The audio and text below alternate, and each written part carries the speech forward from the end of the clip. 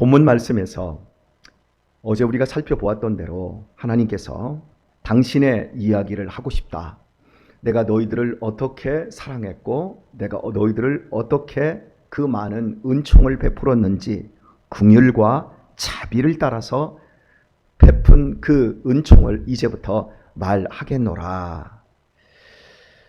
굉장히 우리에게 은혜와 기분이 좋은 말씀이었음을 어제 아침에 확인을 했습니다. 세상에 민족이 얼마나 많습니까? 그런데 하나님은 이스라엘 민족 하나를 택하셨습니다. 그리고 그들에게 어마어마한 사랑을 베풀어 주셨습니다. 그럴 필요가 없습니다. 특별히 이스라엘만을 편애할 이유가 없음에도 불구하고 하나님께서는 그들에게 어마어마한 은혜를 베푸셨습니다. 9절을 보면 그들의 모든 환난에 동참하사 당신이 선택한 백성들의 아픔과 괴로움과 하나님은 동떨어져 계시지 않고 함께했다, 동참하셨다라고 말씀합니다. 그러면서 그들을 구원하시고 그들을 구속하셨다라는 말씀을 쓰고 있습니다. 구원과 구속이라는 말은 노예에게 쓰는 말입니다. 노예들을 값주고 사는 것, 노예가 치러야 될 그 빚을 대신 갚고 사는 행위를 구속이라고 합니다. 구원은 물에 빠진 사람을 건져냈다라고 하는 의미로서 사용되어지는데, 노예는 평생 동안 자기의 몸을 빚을 갚을 수 없습니다. 그냥 물에 빠져서 죽어가고 있는 형편이지요. 이렇게 이스라엘 민족을 하나님이 구원하셨다, 이런 그 말씀을 쓰고 있는데, 우리가 오늘 분명하게 확인하고 넘어가야 될 것이 9절 다시 한번 살펴보면 그들의 모든 환난에 동참하사 자기 앞에 사자로 그들을 구원하시며 그 사랑과 그 긍휼로 그들을 구속하시고, 이 말씀입니다. 자기 앞에 사자입니다. 그리고 또 뒤쪽에 있는 말씀을 보면 11절을 보면 백성이 옛적 모세의 날을 추억하여 가로되 백성과 양무리의 목자를 바다에서 올라오게 하신 자가 양무리의 목자라고 표현하고 있습니다. 이스라엘 백성들의 모든 환난에 동참하셔서 그들을 구원해내시고 구속하신 분이 계신데, 그분은 자기 앞에 사자라고 말씀하고 있고 11절에서는 양무리의 목자라고 말씀하고 있습니다. 신학적으로 우리가 이걸 잘 알지 못해도 자기 앞에 사자와 양무리의 목자하면 대표적으로 여러분 누가 생각나십니까? 그리스도 예수님이 생각나야 됩니다. 저는 이사야서를 63장까지 한 5년 이상을 함께 여러분과 공부를 해오면서 이 이사야서에 숨겨져 있는 예수님의 그림자와 같은 내용들이 얼마나 많았는지 우리가 살펴보고 있지 않습니까? 오늘 본문에서도 바로 자기 앞에 사자는 제2위의 하나님 그리스도를 의미하고 있습니다. 자기 앞에 사자는 모세가 아닙니다. 자, 양무리의 목자를 바다에서 올라오게 하신 자가, 양무리의 목자하면 모세가 생각나지요. 왜? 모세가 양무리처럼 이스라엘 백성들을 이끌어냈으니까요. 그런데 그게 아니에요. 11절을 보면 백성이 옛적 모세의 날을 추억하여, 만약 양무리의 목자가 모세라고 한다면 백성이 옛적 모세의 날을 추억하여 가로되 백성과 양무리의 목자인 모세를 바다에서 올라오게 하신 자가, 이렇게 표기해야 훨씬 매끄럽습니다. 모세에 대한 표기는 시종으로 나옵니다. 하나님의 집을 충성스럽게 섬긴 시종, 또 여호수아 역시도 모세의 시종, 이런 식으로 시종이라고 하는 표현으로 하나님의 집을 섬긴 종으로 나와요. 오늘 본문에서 제2위의 하나님을 자기 앞에 사자, 이 땅에 성육신 하시기 전에 그리스도 예수님이 바로 오늘 본문에 나오고 있는 거예요. 그분이 어떻게 했다고요? 이스라엘 백성들을 바다에서 올라오게 해서요. 출애굽을 통해서 홍해바다가 갈라지게 하고, 저 애굽에서 당신이 그들을 끄집어내서 애굽이라고 하는 죽음의 바다에서 건져내신 거예요. 이걸 모티브로 해서 우리의 신앙의 최고의 사건, 십자가와 부활을 여기에서 숨겨놓고 설명하기를 원하는 거예요. 사랑하는 교회 여러분, 우리의 소망은 십자가 외에는 없습니다. 우리의 소망은 십자가와 부활 외에는 없습니다. 많은 사람들이 이 세상에 있는 것들을 소망 삼습니다. 나는 아주 건강이 타고나서, 웃기지 마세요. 결국은 절망하게 되어 있습니다. 나는 돈이 나에게 참 많은 기쁨과 편안함을 가져다줘 그 돈이 쓰라린 고통과 한숨을 가져다 줍니다. 나는 젊어. 그 젊음이 나중에 보게 되면 나에게 얼마나 많은 아픔을 가져다 주는 줄 모릅니다. 이 세상에 있는 그 어떤 것도 소망이 없어요. 나는 가족, 우리 가족 화평해. 그 가족 머지않아 다 해체돼서 이 땅에서 먼지처럼 없어져요. 아무것도 안전한 게 없어요. 우리의 소망은 십자가와 부활입니다. 우리 교회 건물 이번에 지어서, 우리 80억짜리 건물 지어서, 와, 우리 대단해. 웃기지 마세요. 제가 유럽에 가서 봤어요. 80억짜리가 아니라 500년 전에 지었던 저 63빌딩 만한 높이의 성 페트로 성당 같은 경우에 여러분 다 관광지예요. 그냥 박물관이에요. 사람은 없어요. 그때 지었던 그 영광스러운 사람들 다 어디 있어요? 다 술집으로 바뀌어버리고. 제가 한 달 전에는 익산에 갔을 때 목사님하고 식사하러 갔는데 중국집이 굉장히 크더라고요. 근데 건물이 좀 이상스러워. 그래서 봤더니 부도 나가지고 중국집으로 넘어가 버렸어요. 교회가. 교회 건물이 중국집으로 바뀌어버린 거예요. 우리 지금 곳곳에 교회 십자가 띄고 이렇게 되어 있는 건물들 평택에도 있습니다. 그러니까 우리가 지금 막 이런 거 했다. 우리 지금 이렇게 크다. 우리 교회 막 버스 샀다. 뭐 우리 목사님 이번에 박사학위 받았다. 우리 80년대 90년대 자랑했던 게 우리 목사님들 박사학위 받았다. 그 박사학위 뭐 다 거짓된 거. 저 미국에 가지도 않고 그냥 돈 얼마 주고 논문도 쓰지 않고 박사학위 이런 거 자랑하다 우리 한국교회 다 망해버렸잖아요. 그러니까 우리가 믿음 안에서 우리가 자랑해야 될 게 뭐예요? 제가 우리 교회에 지금까지 임직자 투표를 한 4번 했나요? 그래서 우리 뭐 안수 집사님, 장로님들, 권사님들 다 세웠습니다만은, 그리고 우리 교회에서 부목사님으로 계시던, 강도사님으로 계시던 이제 목사님 나중에 안수 받으셨고, 얼마나 축하받을 일이 얼마나 많았습니까? 그런데 아세요? 이번에 그 당선되신 분들을 또 기억하실 거예요. 저는 지금까지 우리 교회에서 단 한 사람에게도 축하합니다라는 말을 해본 적이 없어요. 그건 축하받을 일은 내가 하나님 앞에 갔을 때 축하받을지 안 받을지 그건 모를 일이에요. 오늘 우리가 이 세상에서 내가 정말 나 행복해. 나 이번에 권사님 돼서 목사님 안수 받으셔서 축하합니다. 내 동기들 790명 가운데 목사 안수 받고 지금 목회를 하고 있는 사람들이 20년 흘러서 130여 명밖에 없어요. 나머지 한 630명은 어디서 뭘 하게요? 저는 몇 사람은 알아요. 마누라 잘 둬서 원장하는, 유치원 원장하는 마누라 잘 두고, 그 선생님, 학교 선생님 하는 이런 마누라 잘 둔 사람들은 다 죄송합니다만 아무것도 안 해요. 그냥 편하게 살아요.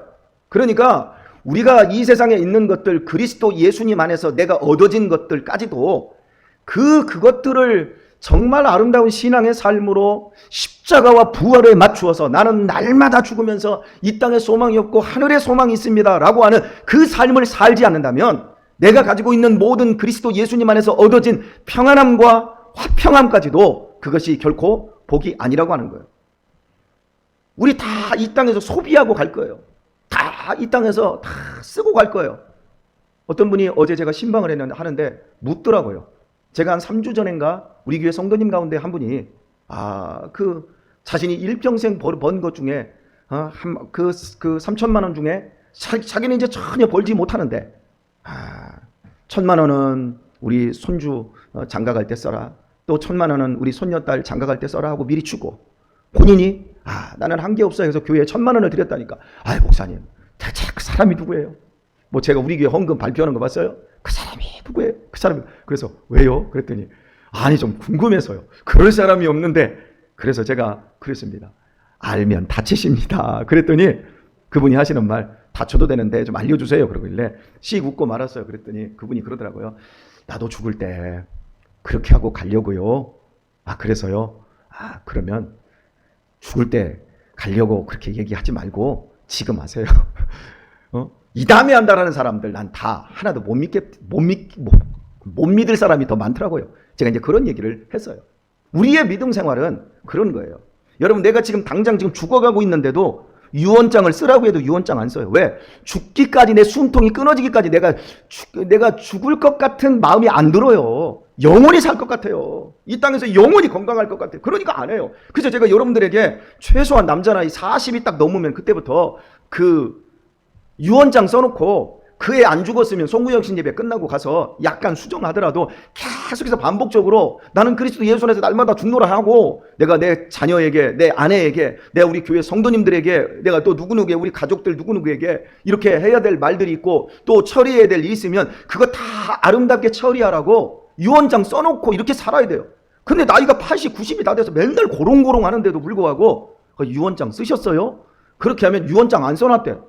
유언은 살아있을 때 하는 것이지 죽어서는 유언이 안 되는 거거든요.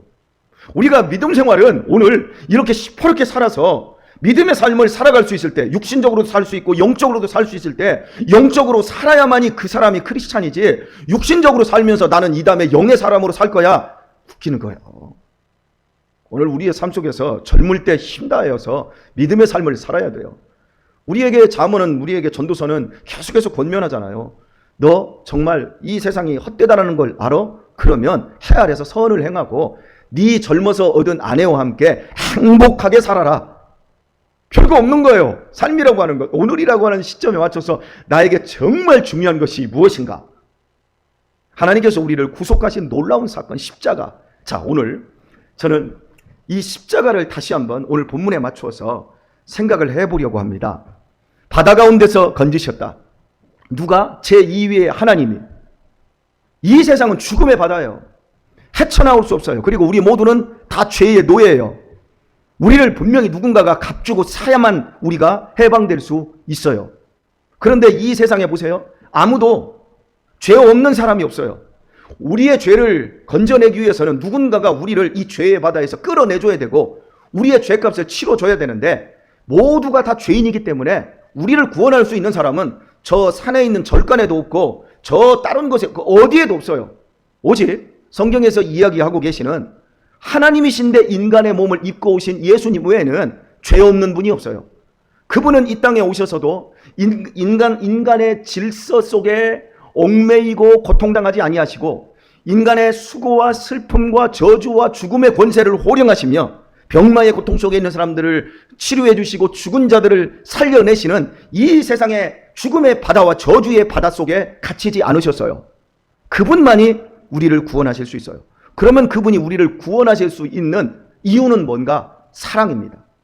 여러분, 우리가 이 살고 있는 우리의 이 세상 속에서 천국이 이루어지지 않는 이유는 딱 한 가지입니다.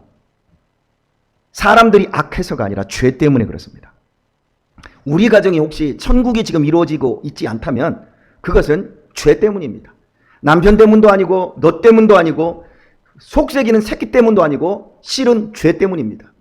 우리의 살고 있는 삶 속에서 죄만 제거해버리면 당장 천국으로 바뀌어버립니다. 죄의 싹은 사망입니다.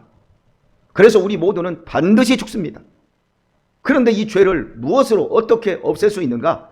죄 없애신 하나님이 우리를 대신하여서 이 죄를 해결을 해 주셔야 됩니다. 그런데 이 죄는, 하나님이 우리를 죄를 해결하기 위해서는 우리를 사랑하셔야 되는데 이 사랑은 반드시 용서로 연결이 되어집니다. 죄의 핵심은 뭡니까? 하나님을 반역한 거예요.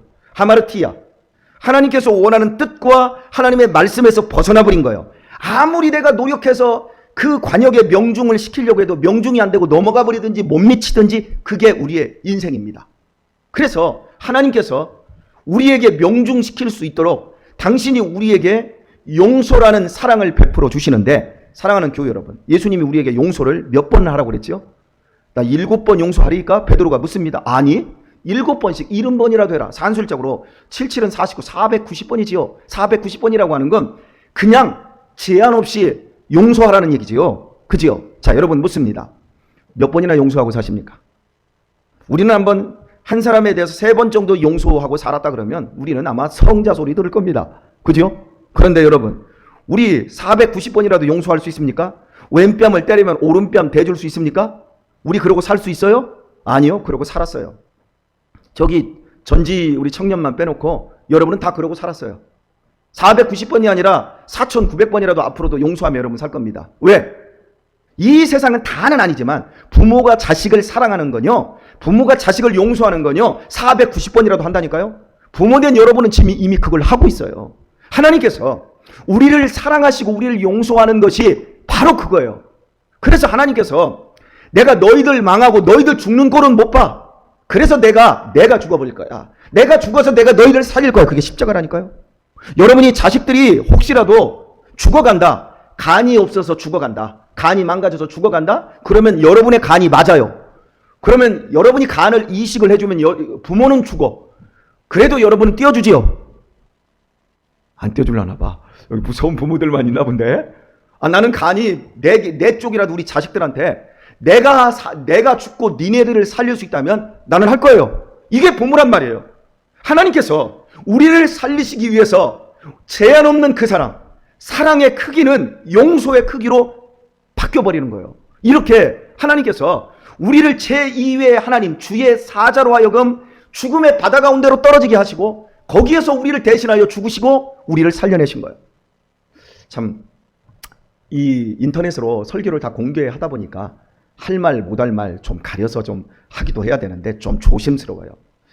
제가 옛날 얘기를 좀 하다 보면 이게 여기에 조금 신화화가 될 수가 있고 제 기억이 온전하지 않아서 이게 조금 거기에 과장이 보태질 수 있고 또 거기에 가감이 좀 될 수도 있어서 당사자들이 직접 들었을 때 이게 약간 틀리면 저 목사 뻥치네 이럴 수 있을 것 같아서 참 이 설교 공개한 이후부터 참 조심스러워요. 그런데 제 어린 시절에 기억 하나를 이야기를 하는데 우리 동네에 번시 집성촌인데 가장 큰 집이 있어요.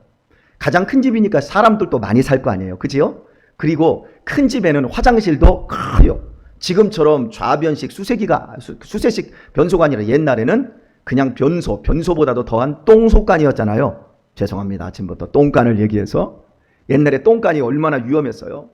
땅에다가 깊게 구덩이를 파고 거기다가 세면으로 쫙 해가지고 그 큰 집에는 똥간이 어마어마하게 이게 똥통이 어마어마하게 컸어요. 거기다가 위에다가 이렇게 나무 이게 2개 질러놓고 그거 엉겨가지고 그 위에 올라가서 이렇게 우리가 응가를 했잖아요. 그러다 보니까 옛날에 종종 애들이 빠지는 경우가 있었어요. 똥간 빠지면. 그지요? 똥간 빠지면 뭐 3년 안에 죽는다 하고 뭐 똥똑 오르고 막 이랬던 기억이 있는데 그 큰 집에서 아이 하나가 빠졌어요. 똥간에. 여자아이가 저보다 나이가 2살 어린, 1살 어리군요. 1살 어린 애가 빠졌어요. 빠졌는데 얘는 원래 큰 집 애가 아니라 큰 집의 동생집, 작은 집의 애인데 작은 집이 이혼을 해가지고 애를 못 키우니까 할머니가 있는 큰 집에 데려와서 큰엄마, 큰아버지 품에서 애가 자라고 있었어요. 근데 똥간에 빠졌어. 근데 제가 그 집에 놀러 갔는데 저 똥간 쪽에서 할머니 소리를 지르는 소리가 났어. 그런데 그 할머니 소리가 지르는데 저도 어린 기억에 순간 똥간에서 그런데 저도 똥간에서 이렇게 빠져가지고 발을 하나 빠뜨렸던 적이 있어서 위험한 것이 있어서 저기 빠졌나 보다 라고 생각을 하고 있는데 그 방 안에 있는데 큰아버지 큰엄마가 있는데 소리를 들리는데도 안 가는데 할머니가 부엌 쪽에서 저기서 할머니 부르니까 막 바삭 튀어나오더라고요. 그러더니 딱 갔는데 똥간이 어마어마하게 커요. 똥을 퍼냈어. 퍼내가지고 얘가 한 이 정도 닿더라고요. 그러니까 애가 이 정도 닿으면 어른은 들어가면 허리도 잘 안 닿을 거예요. 근데 똥간이 너무 깊으니까 빠졌는데 할머니가 손을 이렇게 잡으려고 하니까 안 잡혀. 그리고서는 이제 큰아빠도 달려오고 큰엄마도 달려왔어. 그런데 이게 손이 안 잡혀요. 그럼 여러분 어떻게 해야지? 못 꺼내고 있는 거예요. 그러니까 여러분 난 놀라운 장면을 봤어요. 할머니가 똥간으로 팍 뛰어들어가더라고요. 근데 할머니가 이만큼 다 돼. 얘를 잡고 번쩍 들어서 올리는 걸 큰아버지가 꺼내더라고요. 여러분 저는 그 장면에서 그때는 몰랐는데 십자가를 깨닫고 난 후에 제가 그 장면이 저한테 자꾸 오버랩이 돼요. 이 세상은 죽음의 똥간이에요. 우리의 눈이 잘못돼서 돈만 있으면 깨끗한 옷 입고 좋은 차 타고 깨끗하고 청결한 집에서 우리들이 떵떵거리고 사니까 이 세상이 좋으니 사람들 다 죽어가잖아. 거기에서 냄새가 얼마나요. 돈 있는 집안에 형제들끼리 싸우고. 그런데 이 세상이 좋은 세상인 줄 알아. 그런데 하나님께서 하나님의 아들이 이 더러운 이 사람의 배변의 똥간보다 더 더러운 이 더럽고 슬픔과 죽음과 저주와 미움과 시기와 살인과 질투와 이 더러운 세상 속에 예수님이 집어 들어오셔서 당신이 우리를 대신하여 십자가에서 죽으시고 내가 죽는 한이 있어도 너희들은 구원해낼 거야 하고 우리를 죽음 속에서 집어 던져서 부활의 첫 열매가 되신 예수님이 함께 그 죽음의 바다에서 나오시고 우리도 거기에서 나오게 해주신 줄 믿습니다. 이게 십자가요. 이거 안 바라보고 살면 이 땅에서 나 교회 다녀, 나 11조 했어, 나도 봉사하거든, 나도 권사거든, 나도 장로거든, 나도 목사거든, 이러면서 도토리 키재기 하면서 이 땅에서 쓰잘데기 없이 서로 멱살 잡고 싸우기도 하고 누구 내쫓기도 하고 누구 쳐내기도 하고 노예에 갔더니 노예가 아닙니다만은 여기 노예가 아니고 내 동기 목사님 가운데 한 분이 장로님들하고 극도로 좋지를 않아요. 근데 그 장로님이 저한테 그러더라고. 죄송합니다. 그런 표현을 써서 미워 죽겠다고. 그리고 그 뒤에다도 다른 얘기를 하나 더 붙였는데 그건 제 입에 못 담겠습니다. 그 얘기를 하길래 내가 그랬어요. 근데 그분이 저보다 나이가 많았어. 목사님 그 교회에서 지금 목회 몇 년 하셨어요? 그랬더니 14년째 하고 있대. 그래서 욕하지 마. 내 얼굴에 침 뱉는 거예요. 내가 하기 나름이요, 사람은. 그래서 내가 목사님이 죽어. 나는 벌써 안 죽었어. 내가 보니까 목사님 죽어. 십자가로 죽어. 사랑하는 교회 여러분, 오늘 우리의 소망은 예수님밖에 없어요. 십자가와 부활이에요. 이거 안 하면, 이거 놓치면 이 땅에서 우리 엉뚱한 짓만 하는 거예요. 우리 남은 시간 믿음으로 아름답게 사시되 우리 겉으로 광나는 사람이 아니라 우리의 내면에서 그리스도의 향기로 이 더럽고 추잡한 죄의 똥냄새 다 털어버리고 십자가의 보혈의 향기가 가득한 사람으로 우리 내면을 아름답게 바꿔가도록 하십시다. 이 공간 보잘것없고 여기 뭐가 있어요, 여러분? 이 밑에 뭐가 있어요? 아무것도 없어요. 지나고 나면 다 고물단지예요. 그런데 우리 늙고 병들어도 나이가 먹었을 때 더 초라하고 추레한 사람 아니라 내면이 따뜻하고 너그럽고 향기롭고 복된 사람, 지혜롭고 명철한 그런 믿음의 사람으로 제대로 이렇게 만들어져서 목사에게 축하받았다는 축하합니다 소리 못 들었어도 천국에 갔을 때 하나님께서 여러분을 거침없이 안아주실 수 있는 그런 성스러운 성도들 다 되시기를 예수님의 이름으로 축원합니다.